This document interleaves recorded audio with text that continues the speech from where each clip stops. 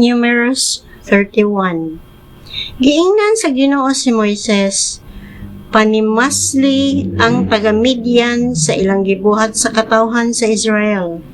Unya human mo kini mabuhat, mamatay ka. Busa giingnan ni Moises ang katawhan, panganam kamo alang sa gubat kay sulungon ta ang Midian ug pahiagumon ta sila sa panimalos sa Ginoo. Kinahanglan nga 1,000 katawo gikan sa matagbanay sa Israel ang moadto sa gubat. Busa 12,000 katawo nga gikan sa 12 kabanay sa Israel ang nangandam alang sa gubat, ug gipadala sila ni Moises ngadto sa panggubatan uban kang Pinehas ang anak ni Eleazar nga pari. Si Pinehas nagdalag mga galamiton sa tolda nga balaan ug mga trumpeta alang sa pagpasidaan. Gisulong nila ang Midian sumala sa mando sa Ginoo kang Moises ug gipamatay nila ang tanang lalaki. Gilakip nila pagpamatay ang 5 kahari sa Midian, si Evi, si Rekem, si Sur, si Hur ug si Reba. Gipatay usab nila si Balaam nga anak ni Beor pinaagi sa espada. Ug gipamihag sa kasundaluhan sa Israel ang mga babayi ug mga kabataan. Gipangdala usab nila ang mga baka, mga karnero ug ang tanang kabtangan. Ang tanang syudad ug mga kampo sa taga-Midian ilang gisunog ug gipangdala nila ang tanang butang, tawo ug kahayupan. Unya kining tanan ilang gidala ngadto kang Moises ug kang Eleazar nga pari ug sa nagtigom nga katawhan sa Israel dito sa kampo sa kapatagan sa Moab, buyon sa suba sa Jordan at bang sa Jericho. Gitagbo sila ni Moises, ni Eleazar ug sa tanang kadagkuan sa Israel dito sa gawa sa kampo. Ug nasuko si Moises sa mga opisyal sa kasundaluhan, sa mga komandante, sa tinaglibo ug sa tinagatos nga gikan sa gubat. Giingnan sila ni Moises, nganong wala man ninyo pamatya ang mga babae?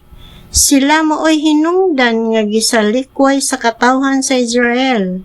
Ang Ginoo dito sa Peor pinaagi sa sugyot ni Balaam, ug tungod niini hayagom ang Israel sa kamatay. Busa karon patya ninyo ang tanang batang lalaki ug ang tanang babaye nga nakasinati na sa pagpakihilawas ug lalaki. Apan ang tanang babaeng batan-on ug ulay pa, ayaw ninyo patya aron sila inyong maasawa. Ayaw kamo pagsulod sa kampo sulod sa 7 ka adlaw. Og kinsa kadtong nakapatay tawo o nakahikap og minatay kinahanglan maligo, lakip ang inyong binihag sa 3 o sa 7 adlaw. Kinahanglan usab nga inyong labhan ang tanan ninyong bisti ug hugasan ang tanan ninyong galamiton nga hinimog panit o balhibo sa kanding o kahoy.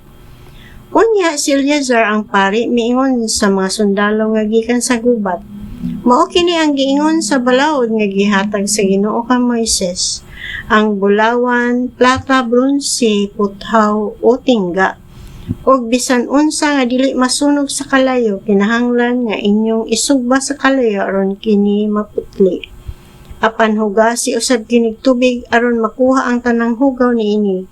Ang tanang butang nga masunog sa kalayo, hugasin ninyo tubig. Labhin ninyo ang inyong bisti sa 7 adlaw ug mahinlo na kamo ug makasulod na sa kampo. Unya giingnan sa Ginoo si Moises, ipha ang tanang butang ug mga kahayupan nga nadala sa kasundaluhan sa Israel. Ilaki paghihap ang mga taong ilang nabihag. Patabang kang Eleazar ug sa mga pangulo sa mga panilmalay sa paghihap niini. Unya, tungaa pagbahin ang tanan. Ang katunga ihatag sa kasundaluhan nga miadto sa gubat ug ang katunga bahin-bahin na ug ihatag sa katawhan.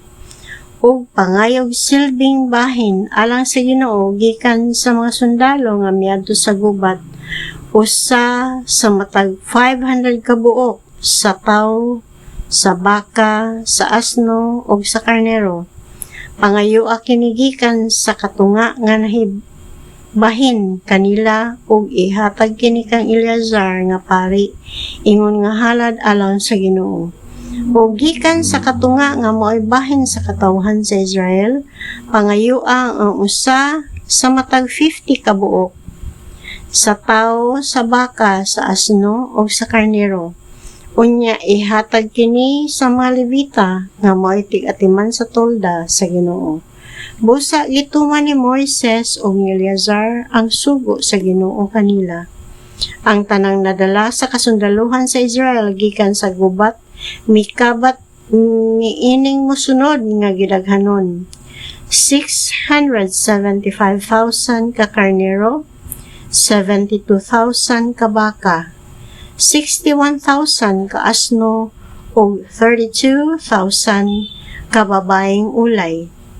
Ang katunga sa mga karnero nga may bahin sa kasundaluhan mikabat og 337,500 ka karnero ug ang silbing bahin sa Ginoo niini mikabat og 675 ka buok. Ang mga baka migabat og 36,000 ug ang silbing bahin sa Ginoo niini 72 ka buok. Ang mga asno mikabat og 30,500 ug ang silbing bahin sa Ginoo niini 61 ka buok. Ang mga taong nabihag mikabat og 16,000 ug ang silbing bahin sa Ginoo niini 32 ka tawo. Ug gihatag ni Moises kang Eleazar nga pari ang silbing bahin sa Ginoo niining tanan, ingon nga halad sumala sa gisugo kaniya sa Ginoo. Ug ang katunga nga gihatag ni Moises sa katawhan sa Israel mao kini: 337,500 ka karnero, 36,000 ka baka, 30,500 ka asno ug 16,000 ka tawo. Gikan niini gikuha ni Moises ang usa sa matag 50 ka buok tawo o hayop ug iyang gihatag ngadto sa mga Levita nga maoy tig-atiman sa tolda sa Ginoo. Gihimo kini niya sumala sa sugo sa Ginoo. Unya ang mga opisyal sa kasundaluhan o ang mga komandante sa tinaglibo o sa tinagatos miduol kang Moises og miingon: giihap namo ang among mga sundalo og walay bisag usa nga nakulang kanamo. Ug ania gidala namo ingon nga halad sa Ginoo ang tanan nga among nakaplagan nga mga butang nga hinimog, bulawan, nga pulseras, mga singsing, mga aryos ug mga kwentas aron ihalad alang sa among mga sala. O gidawat kini ni Moises ug ni Eleazar ang gibug-aton niining mga butang nga bulawan nga gihalad sa mga komandante ug mga pangulo sa kasundaluhan ngadto sa Ginoo mikabat og 190 ka kilo. Gitipigan sa tagsa-tagsa kasundalo nga dili pangulo ang mga butang nga ilang nakuha. Ug gidala ni Moises ug ni Eleazar ang mga bulawan ngadto sa tolda aron panalipdan sa Ginoo ang katawhan sa Israel.